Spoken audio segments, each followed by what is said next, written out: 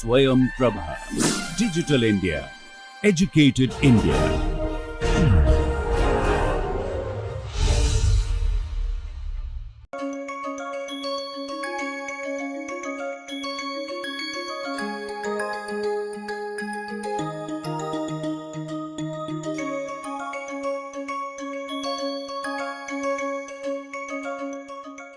So, in the last class we had wrapped up acid base catalysis. So, we had looked at both specific acid catalysis as well as general acid catalysis. So, specific acid catalysis is where proton transfer occurs before the rate determining step, whereas general acid catalysis is where proton transfer occurs in the rate determining step. Now, remember, specific acid means the acid is the protonated solvent. So, it is water, it is H3O plus. So, that is why it is called specific acid and specific base, whereas general acid can be any acid that you add in the reaction medium, that is why it is general. And we had looked at the example of acetal hydrolysis, and we had seen that in which cases you see specific acid catalysis, and we had looked at an example where you see general acid catalysis. Then we had looked at how you can correlate the rates of these reactions following general catalysis with the pKa. So, this is called as the Bronsted catalysis law.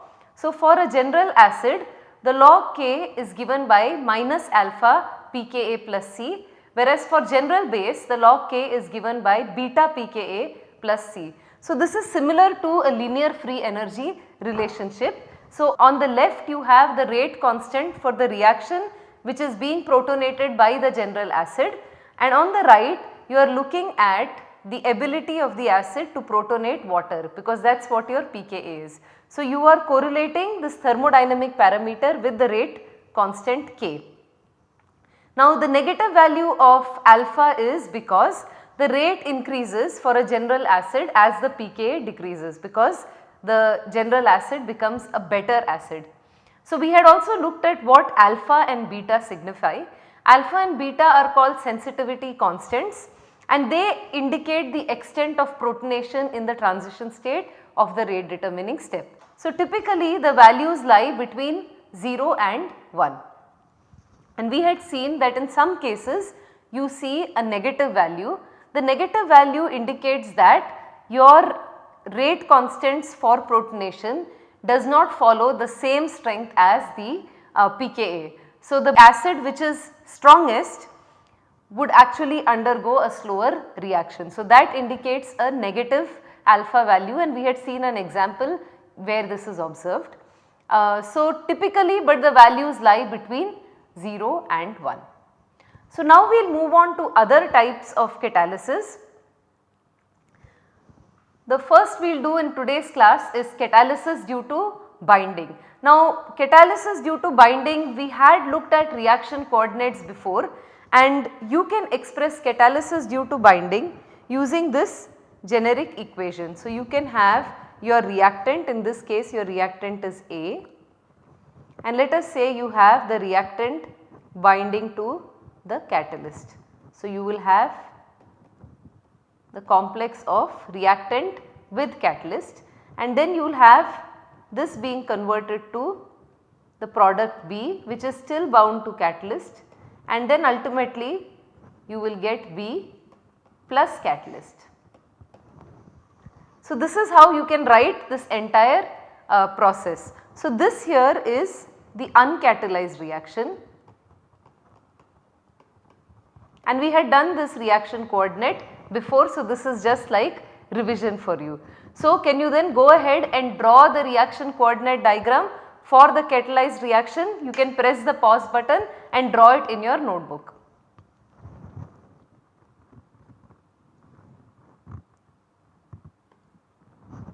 So, let us see if you were able to draw this properly. So, the first thing you have is the complex between the reactant and the catalyst, and as I said, since it is binding to the catalyst, it indicates a lower energy than A. So, you have this. Then you have conversion of A cat to B cat. So, that if it is actually catalyzing the reaction, what you would see is, you would see a decrease in activation energy. And then finally you will have formation of your product. So here what is important, if you remember, we had told you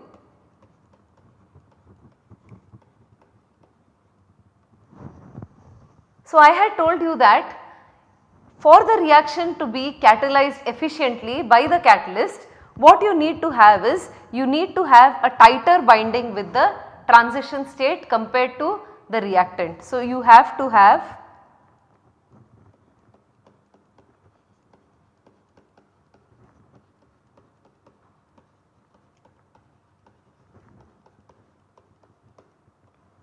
and we had looked at different scenarios, if you remember, as to how the reaction coordinates will look if it does not bind tightly to the transition state. Now in this case what happens is, because it binds tightly to the transition state, you have a lowering in energy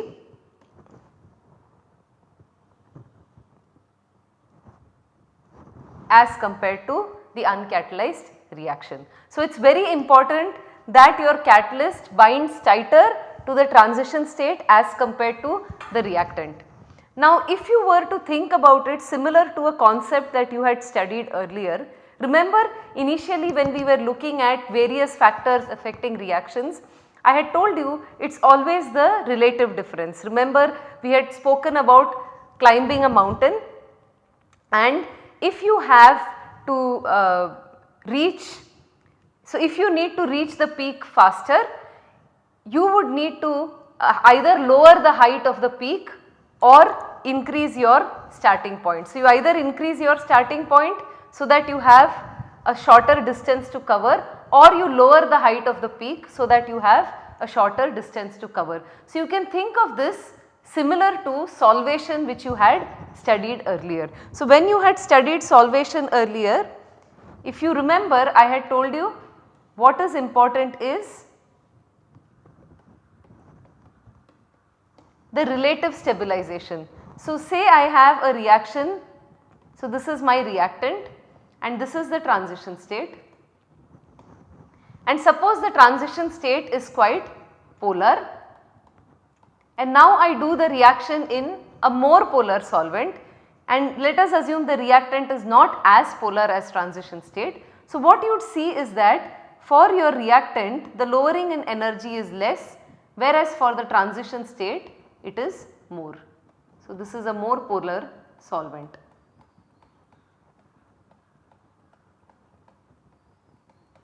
So now what you see is, you have a lowering in activation energy.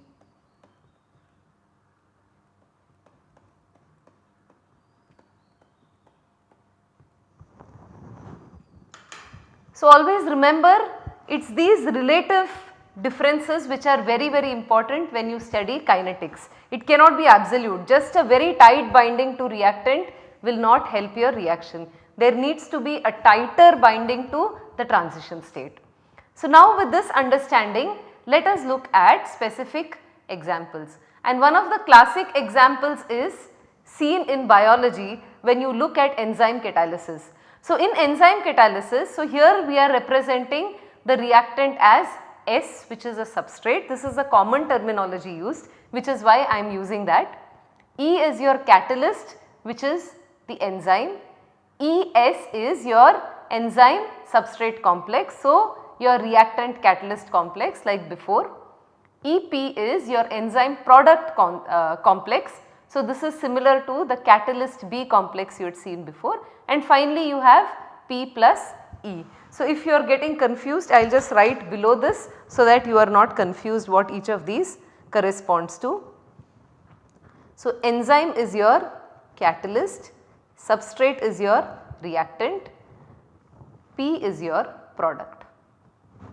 Alright. So then the rest of it will make sense to you. So the rate law for this is given by the Michaelis-Menten equation shown on the right. Now you might think that you need to memorize this Michaelis-Menten equation, but then you do not need to do that. Remember earlier we had studied how to derive the rate laws. So, you can do that very systematically using whatever you had studied earlier for chemical reactions. So, what I want you to do now is, given that this is the rate determining step and applying the steady state approximation for ES, what I want you to do is derive the rate law for this enzyme catalysis. So, the transformation given on your screen. So, you can press the pause button and work it out. So, let us see if you were able to work it out. So, the first thing that you have is the rate is given by K cat concentration of ES. Now, assuming that the enzyme substrate complex, once it is formed, it is consumed to give you the enzyme product complex, you can apply the steady state approximation. So, applying steady state approximation,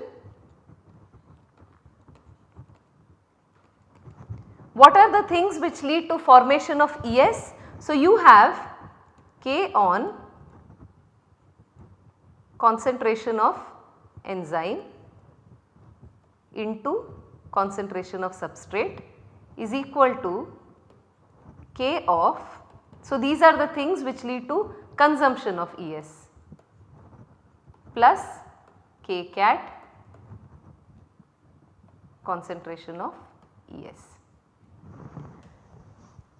So, now when you think of a reaction, essentially you will have all the enzymes which are unbound.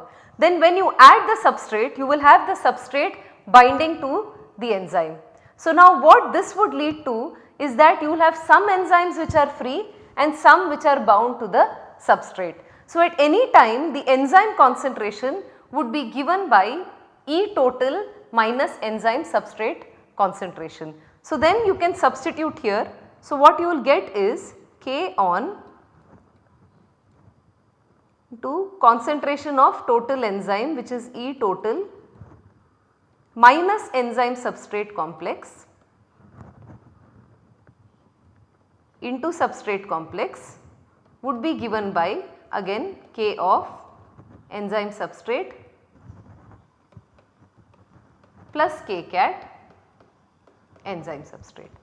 So, from this you can get the concentration of enzyme substrate. So, enzyme substrate will be given by, so I am not going to show you all the steps, but it would be given by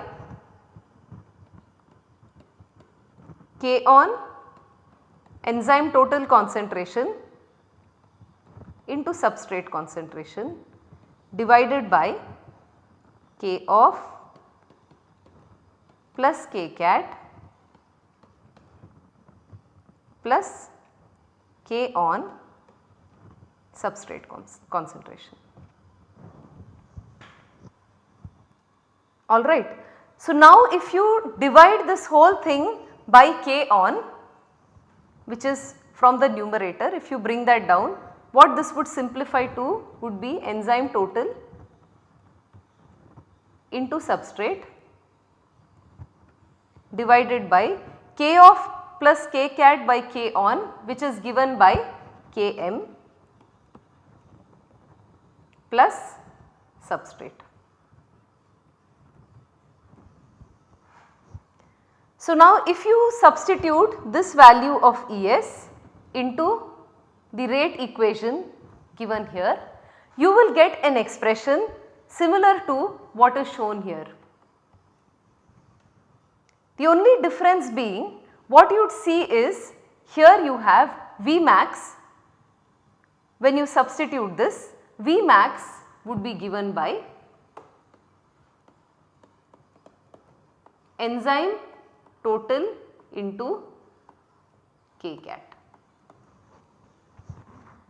And this makes sense, correct?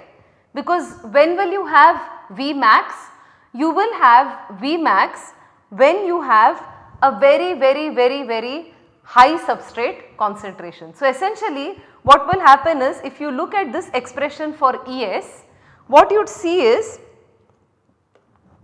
this expression for ES, because the substrate concentration will be very high, the denominator becomes equal to almost substrate concentration, because substrate concentration would be much greater than Km. So, what will happen is you will have both of these getting cancelled. So, you will have concentration of Es equal to total concentration. So, then if you put that in this equation, the rate will become K cat into E total concentration, which is the maximum rate or Vmax. So, here what I have shown you is you can very systematically derive the Michaelis-Menten equation using whatever you had studied earlier when we were studying kinetics. So, it is not that complicated. Now, a lot of times when people compare enzyme activity, so if I were to see that which is a better enzyme when I am trying to figure out the two catalysts or the two enzyme, efficiency is compared using this term K cat over Km. So, people look at the value of K cat over Km and say that okay, this enzyme has a greater K cat over Km, that means it is a better catalyst. Now, why do you think that is the case? I want you to think about it. Alright. So, when you had, remember I told you the case of Vmax is when you have a very high substrate concentration. So, you have maximum catalysis then. In general, in our body, what you see is the amount of substrates that you have are in the nanomolar concentration. So, it is very dilute.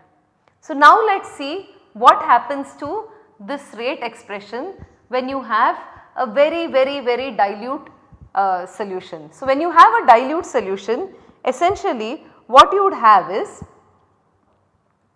so in our body concentration of S is low. So, what you will have is you will have Km becoming now greater than concentration of S. So, now Km is greater than concentration of S. So, now what you would see is in your expression you would have the rate determination, the rate dependence directly related to K cat over Km. So, you can see that by substituting in the expression. So, now you have the Km value becoming much higher than substrate. So, you can ignore the substrate concentration, and then what you would see is in your reaction. So, your reaction rate is given by K cat times Es. So, that would be given by K cat into Et times substrate divided by Km. Now, enzyme total is how much enzyme you are taking, that would be similar for two enzymes. The substrate concentration is very low. So, what would be important would be the ratio of K cat over Km. So, hopefully this gives you an idea of how binding is seen in biology for catalysis, and it is very important in several biological functions. Now, let us look at the other factor which contributes to catalysis, which is proximity. So, when you think of a chemical reaction, you think of an electrophile, you have a nucleophile and you have a solution. So, you have all these molecules in solution and you have your electrophile and nucleophile which have to meet for your reaction to take place. So, you need a collision to take place for the reaction to occur. And because of the collision, the transition state that you get has a greater order. So, entropically formation of this transition state is not favored, because essentially you have greater disorder when the molecules are alone and then they join together and now you have greater order in the transition state. So, what is seen is that if you bind the two reactions, the two reactants, so you bind the two reactants with some sort of a linker, this loss of entropy is lesser. So, the reaction is thermodynamically more favorable, because what is seen is since now the reactants are bound, so you do not have as much disorder as you had with the free reactant. The second thing is having them close to each other improves the probability of collision, and that is why the reaction rate enhances. So, both these factors help in catalyzing reaction by keeping the two reactants close to each other. So now let us look at examples where you can see this. So here what you see is the reaction that is taking place is formation of the anhydride. So what you have is, you have this coming in, right, and then it forms the tetrahedral intermediate, which then comes back and pushes out this phenoxide. Alright. So here what you see is both of these are tied together by a linker, right. So this reaction would be quicker than a reaction where you have two different acids coming together to form an anhydride. So the cyclic anhydride would be easier to form. Now let us compare 3 of these cases. In the second case what you see is the length of the linker is slightly shortened by, so slightly means by 1 CH2 unit. So now you are forming a 5-membered ring instead of a 6-membered ring, and in the third case you have put a double bond. So the number of carbons is the same, but you have now put the double bond and the geometry of the double bond is cis.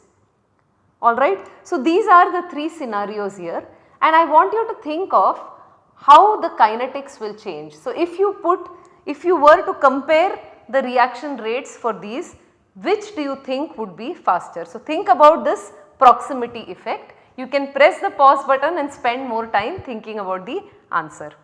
So alright, I will give you the answer and let us see if you can understand why. So the relative rates are given by 1 for the first example where it was forming a 6-membered ring, and then for the 2 5-membered rings. So what you see is when you do not have a double bond, the rate is slower as compared to the case where you have a double bond. So why is this so? So what you would see is when you have a shorter linker, you are improving the proximity of this O minus to the electrophilic carbonyl center, which is why you have an enhanced rate of 230. Alright. Also the approach is very important when you think of these reactions. So probably you have a better approach in this case. So what you see in the third case is that now you are really restricting the proximity by putting an sp2 center. So having an sp2 center makes these two highly proximal to each other. So now there is a greater enhancement of the reaction rate. So it is almost 10,300 times the first case. So in this case what you see is even orientation is improved for the reaction to take place. Now here the double bond geometry is cis. What do you think will happen if I take a trans double bond geometry? Obviously the rate will decrease because now I am keeping them far away from each other, and unlike the previous case where the molecule had flexibility, with the trans geometry it does not have that flexibility. So it will be more difficult for it to reach this electrophilic carbonyl center. Another example is shown on your screen. So here you are forming the lactone and not the anhydride. So here again you will have the O attacking the carbonyl carbon. So here you have an aromatic ring, which again similar to the sp2 case that we had seen earlier, it helps in keeping the two reactants proximal to each other. Now what is seen is when you add this gem dimethyl group here to form now the same 6-membered lactone, you see an enhancement in the rate, and this is a very standard observation that is seen quite often, and this effect is called the Thorpe-Ingold effect. So what the Thorpe-Ingold effect does is that when you put this gem dimethyl group, so gem is for geminal,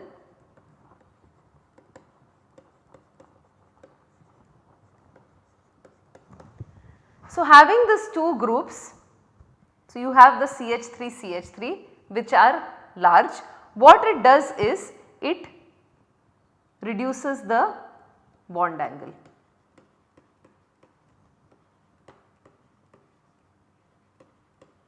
So reduces it relative to the case where you just have two hydrogens. So compared to the 2 hydrogens, when you have the dimethyl group, because it is larger and needs more space, this bond angle becomes reduced. So, having this bond angle reduced improves the proximity of the oxygen to the carbonyl group. So, here you see how catalysis due to proximity can also be thought of like a binding effect, where you have the 2 reactants bound to each other. So, we will stop here, and in the next class we will look at the other types of catalysis which I had shown you on the first slide of catalysis. So, thank you and see you in the next class.